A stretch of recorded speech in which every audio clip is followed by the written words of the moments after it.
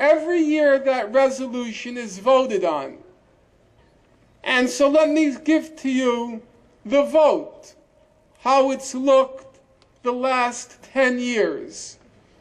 1997, the vote, 155-2.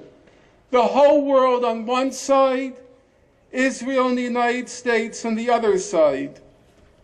1998, the vote, 154-2. The whole world on one side, Israel and the United States on the other side. 2002, the vote, 160-4. The whole world on one side, Israel, the United States, the Marshall Islands, and Micronesia on the other side. 2004, the vote, 161-7. The whole world on one side, Israel, the United States, Australia, Grenada, the Marshall Islands, Micronesia, and Palau on the other side. The last year for which we have a vote, 2009, 164-7. The whole world on one side, Israel, the United States, Australia, the Marshall Islands, Micronesia, Nauru, and Palau on the other side. For those of you who haven't heard of Nauru and Palau, with all due respect to smaller countries, their combined populations can probably fit quite easily in this square. Now you have to decide, are these principles really controversial when the whole world is voting on one side, all of Europe, all of Africa, all of Asia, all of Scandinavia, all of Latin America, the whole world is voting on one side, and Israel, the United States, Nauru, Palau, Micronesia, and the Marshall Islands on the other side?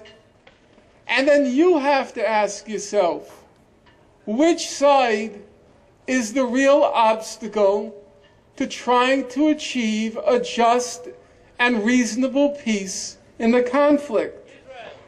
So, some of you may ask, well, what about those Arab states? What about those Muslim states?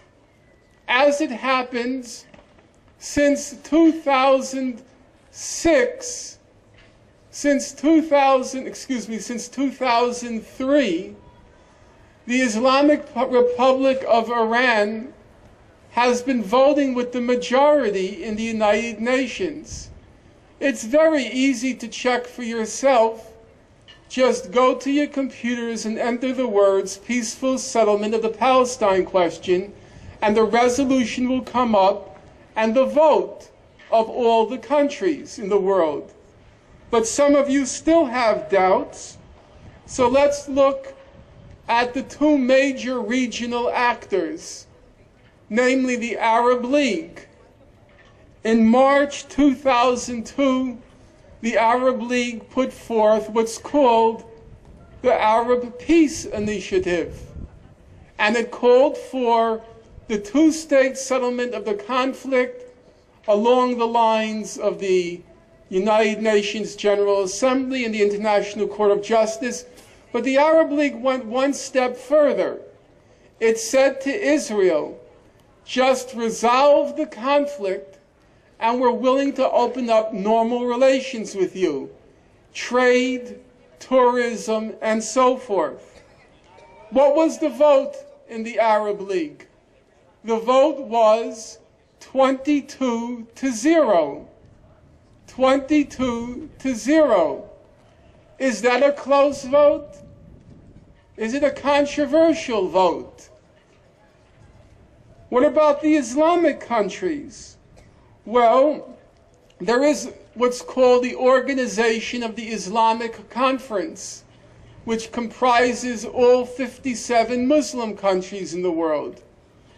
When the Arab League put forth its peace initiative, the Organization of the Islamic Conference put forth an official statement saying, we endorse the Arab Peace Initiative, and in fact, we will devote our energies and efforts to publicizing that initiative.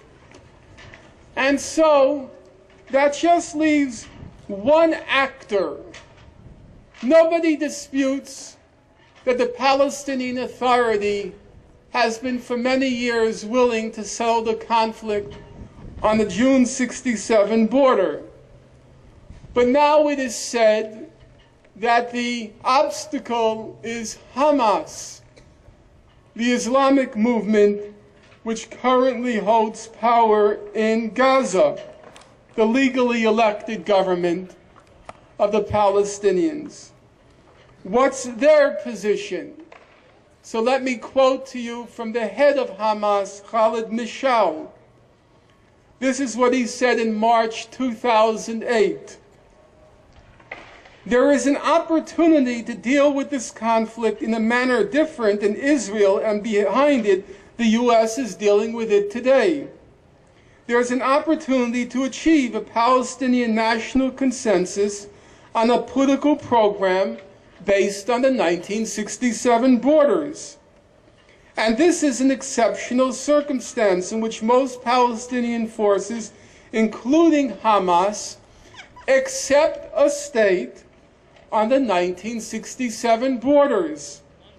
There is also an Arab consensus on this demand, and this is a historic situation.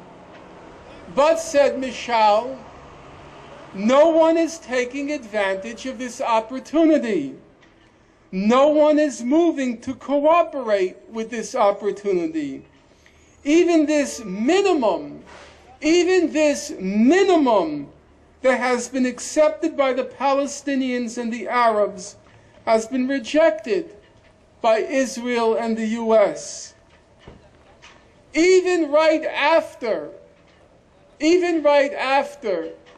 the ghastly massacre that Israel perpetrated in Gaza between December 27th and January 18th, Mr. Mishal said, and now I'm quoting him, "The objective remains the creation of a Palestinian state with East Jerusalem as its capital, the return of the Israelis to the pre-67 borders, and the right of return of the refugees."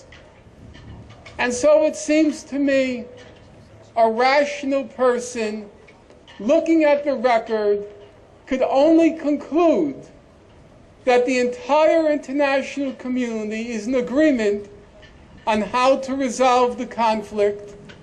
The Arab states are in accord with the opinion of the international community. The Muslim states are in accord with the international community.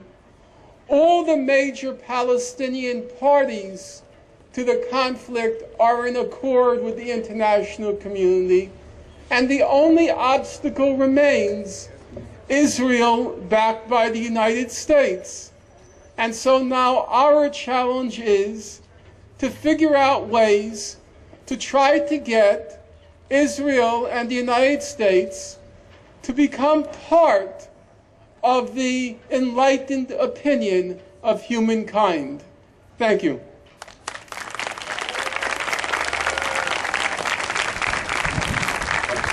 Now, if you will allow me, there are many people here who feel strongly that somehow my presence constitutes a contribution to hate at University of Irvine. And so I would welcome, to begin with, maybe the first three questions coming from representatives of those organizations who believe I am fomenting or I am an embodiment of hate, to let's see, because this is a college campus, and part of being a college campus is, or supposed to be,